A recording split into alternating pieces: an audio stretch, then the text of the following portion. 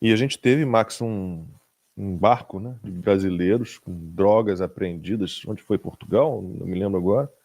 A gente está tendo hoje mais uma operação da polícia, das polícias, né, Polícia Civil, Polícia Militar do Rio de Janeiro, contra traficantes.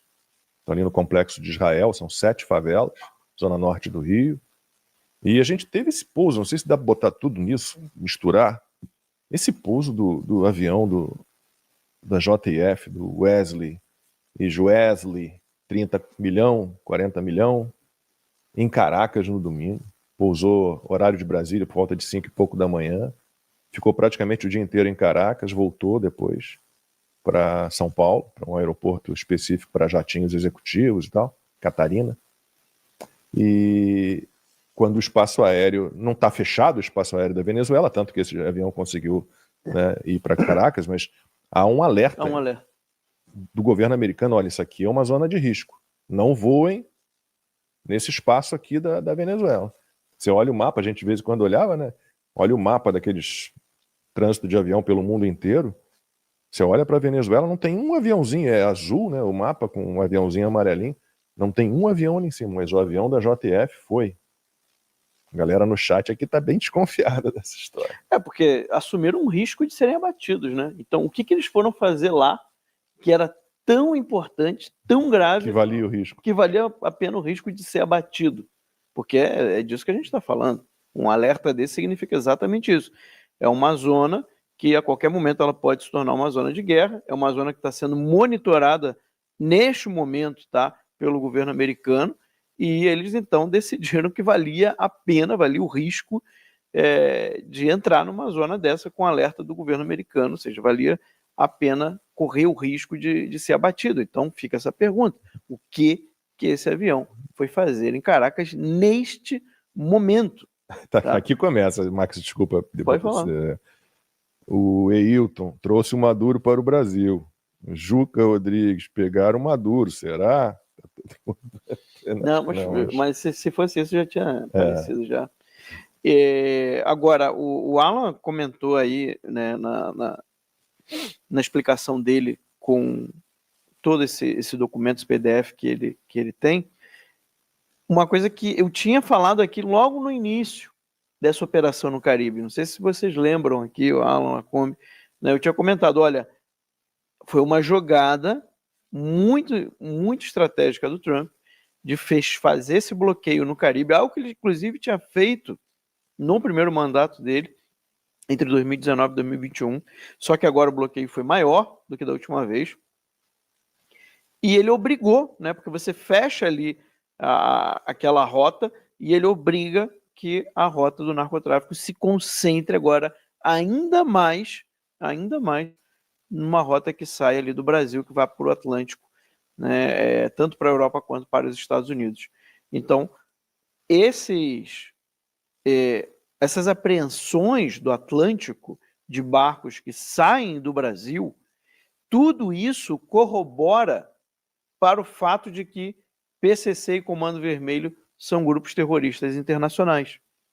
Não sei se vocês estão enxergando essa jogada da administração Trump. Ao fechar aqui, né, a rota do Caribe, você obriga, porque eles não podem parar de vender. A gente está falando, gente, nesses últimos 30 dias aí, a gente fez uma contagem, o Alan, a gente estava preparando esse documento ontem, que vocês viram, a gente fez uma contagem ali, deu mais ou menos uns 13 toneladas de cocaína que foi apreendida nesses últimos dias, no Atlântico, tá? Só no Atlântico. 13 toneladas de cocaína dá um valor, em média, de $1 bilhão. Tá? O Alan mostrou um gráfico que diz que esse ano foram mais de 400 toneladas de cocaína. Então, daí você tira quantos dezenas de bilhões, né, de prejuízo que o narcotráfico tomou. Se o Pedro quiser mostrar, tá ali o mapa final das rotas antes e depois, Pedro. Se você quiser mostrar ali, ó, o que virou. Ali, ó, bota a tela inteira. Ah, isso aí, sobe. Não. Sobe um pouquinho. Aí. Não, ali, ó, tá escrito ali, ó. Mapa final das rotas. Aí. Mapa final das rotas. Bota a tela inteira para o pessoal poder entender o que o Brasil virou. A que está bloqueada é a rota antiga Caribe Estados Unidos, que era Venezuela, Colômbia, Caribe e Flórida, né? Então ela foi bloqueada pelas operações do Southcom, acordos com nações caribenhas, a vigilância na ISR, na Global Hawk, MQ-9, queda no fluxo para os Estados Unidos, e aí, com essa aí fechada, abriu-se então Brasil, Atlântico e Europa. Origem, Santa Catarina, Paraná e São Paulo. E aí as escalas eram Madeira, Açores e Ilhas Canárias. Destino, Portugal e Espanha. Volume e explosão. Aí você pega ali, ó, 19 a 21, o bloqueio naval americano fechou o corredor caribenho. Em novembro, 1,74 toneladas em submarino submersível interceptado. Outubro, 3,9 toneladas apreendidas do navio Little Girls, nas Canárias. E no dia 22 de novembro, mais de 7 toneladas na Operação Renascer, a maior apreensão até agora. Aí você desce ali, ó, mostra ali, Pedro. 5 vezes versus 10 vezes. Ali, ó. E aí você tem 10 toneladas. Só que é bem mais, né? Só que é mensalmente. Esse é o valor estimado via Atlântico. E o tráfico real maior que o apreendido. Os números são bem assustadores. Desculpa, Max. Era só para mostrar ali que tem ali os números, né? Para o pessoal entender o seguinte, o tamanho do prejuízo que isso representa. E o detalhe é, agora o Donald Trump ele vai criando dados, tá? Ele vai mostrando, vai provando para a comunidade internacional que as facções que operam no Brasil são parte integrante do narcoterrorismo internacional. Porque desses bilhões, tá? Só do que foi apreendido, gente. O que é apreendido, tá? Não é a maior parte daquilo que é vendido ainda. Tá? Ainda.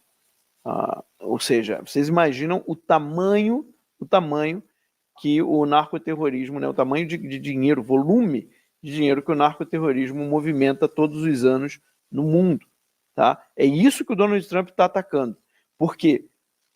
Vocês viram ontem, né, teve esse tiroteio em Washington, próximo, inclusive, à área ali da Casa Branca, onde 2 agentes da Guarda Nacional americana, felizmente, morreram.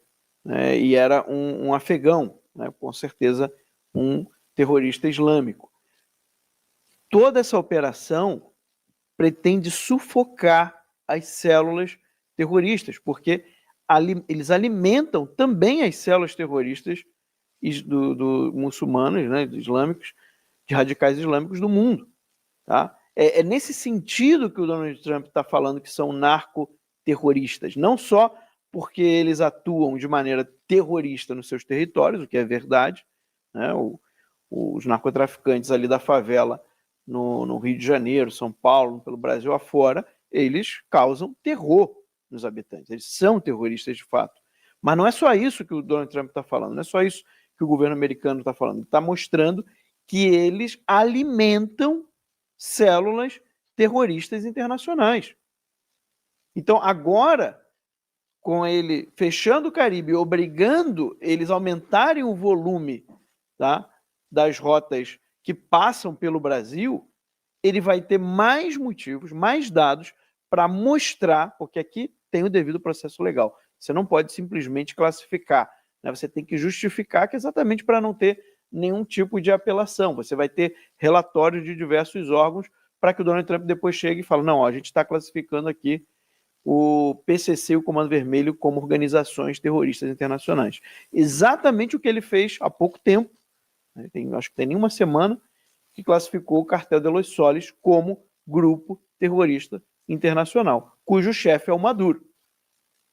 E por isso que eles vão poder atuar militarmente, até militarmente, se eles quiserem, na Venezuela e capturar o Maduro, porque ele agora é chefe de grupo terrorista internacional. Mas por que eles conseguiram essa classificação? A gente teve a denúncia, né, a delação do Carvajal, que foi preso na Espanha, mas você tem também os dados de toda essa movimentação da droga lá pelo Caribe e essa droga que chega até os Estados Unidos e também as conexões entre esses grupos e os grupos terroristas que fazem ataques terroristas não só nos Estados Unidos, mas pelo mundo afora. Então fica fácil de você justificar uma classificação desses grupos como terroristas. O que eu estou vendo agora é que o Donald Trump, o governo americano, né, ele já está preparando, tá, o terreno para classificar no futuro PCC e Comando Vermelho como grupos terroristas internacionais. E para o Brasil tem um outro lado, né, que vocês têm que perceber, que é o seguinte: a esquerda e o centrão não podem cortar essa operação, porque eles se alimentam dela. Boa parte desses bilhões e bilhões e bilhões, a gente está falando aí de, no mínimo, centenas de bilhões de dólares anuais, tá? Mas há analistas, especialistas que dizem que a coisa pode chegar a $1 trilhão por ano, que é produzido toda essa operação dos cartéis de drogas, de venda de drogas. Então, tanto a esquerda quanto o centrão não podem cortar essa operação. Então, o futuro reserva para eles, né, uma situação extremamente ruim, tá?